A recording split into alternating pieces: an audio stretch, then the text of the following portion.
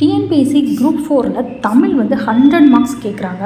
So Tamil சப்ஜெக்டில் நீங்கள் எவ்வளோ மார்க் எடுக்கிறீங்களோ அதுதான் டிஎன்பிஎஸ்சியில் உங்களோட வெற்றியை முக்கால்வாசி தீர்மானிக்குது.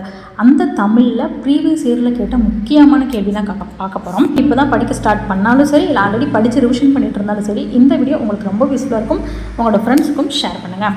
Hi hello government officers, welcome to daily 5 minutes study. First time நம்ம சேனலை பார்க்குறீங்கன்னா மேலும் இது போன்ற அப்டேட்ஸ்க்கு நம்ம சேனலை சப்ஸ்கிரைப் பண்ணிக்கோங்க. டிஸ்கிரிப்ஷனில் உள்ள டெலகிராம் அண்ட் இன்ஸ்டா பேஜையும் ஃப்ரீ ஸ்டடி மெட்டீரியல்ஸ்க்கு ஃபாலோ பண்ணிக்கோங்க. ஓகே, ஃபர்ஸ்ட் கொஸ்டின் பார்க்கலாம்.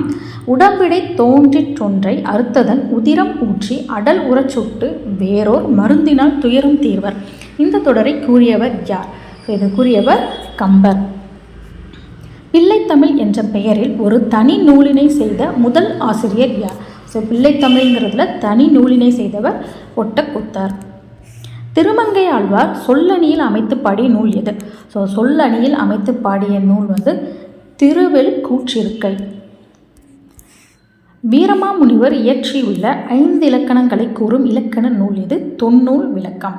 ஸோ 5 இலக்கணங்களையும் கூறுற இலக்கண நூல் வந்து வீரமாமுனிவர் இயற்றியிருக்காரு. அந்த நூல் பெயர் வந்து தொன்னூல் விளக்கம்.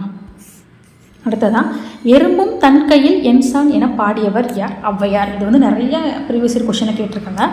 எறும்பும் தன் கையில் என்சான் என பாடியவர் ஔவையார். பாவை நூல்களில் காலத்தால் முற்பட்டதாக கருதப்படும் நூல் எது? திருப்பாவை. ஸோ பாவை நூல்களிலேயே ரொம்ப காலத்தால் முற்பட்டது திருப்பாவை. காந்திமதியின் வருகை பருவத்து பாடலுக்காக வைரக்கடுக்காணி பரிசாக பெற்ற புலவர் யார்? அழகிய சொக்கநாதர். ஸோ காந்திமதியோட வருகை பருவத்துக்கு வைரக்கடுக்கான் வந்து கிஃப்டாக யார் வாங்கியிருக்கானா? அழகிய சொக்கநாதர். ஸோ வைரக்கடுக்கான் வந்து அழகாக இருக்கும், அதை வாங்கினவர் அழகிய சொக்கநாதர். சைவராக இருந்தும் சமண காப்பியமான சீவக சிந்தாமணிக்கு உரை எழுதியவர் யார்? ஃபஸ்ட்டு சீவக சிந்தாமணி வந்து ஒரு சமண காப்பியம். இந்த காப்பியத்துக்கு உரை எழுதியவர் நச்சினார்க்கினியர். அவர் வந்து ஒரு சைவர். ஓகேங்களா? ஸோ சைவரான நச்சினார்க்கினியர் சமண காப்பியமான சீவக சிந்தாமணிக்கு உரை எழுதியிருக்காரு. ஒரே கொஷினில் நிறைய உங்களுக்கு கொஷின்ஸ் இருக்கும், அதையும் தெளிவாக படிச்சுக்கோங்க. கீழ்காண்பவர்களுள் எவர் திருக்குறளுக்கு உரை எழுதவில்லை? திருக்குறளுக்கு யார் யாரெல்லாம் உரை எழுதியிருப்பாருன்னு அந்த நேம் நீங்கள் கரெக்டாக மைண்டில் வச்சுருந்தீங்கன்னா யார் எழுதலை அப்படிங்கிறத பார்த்தலாம். அடியாருக்கு நல்லார். மற்றபடி இந்த ஆப்ஷனை கொடுத்துருக்க நச்சர், திருமலையர், தாமத்தர் 3 பேருமே வந்து எழுதியிருப்பாங்க. ஆட்சிக்கும் அஞ்சாமல் யாவரேனும் ஆள்கவென துஞ்சாமல் தனது நாட்டின் மீட்சிக்கு பாடுபவன் கவிஞன் ஆவான் என்று பாடியவர் யார்?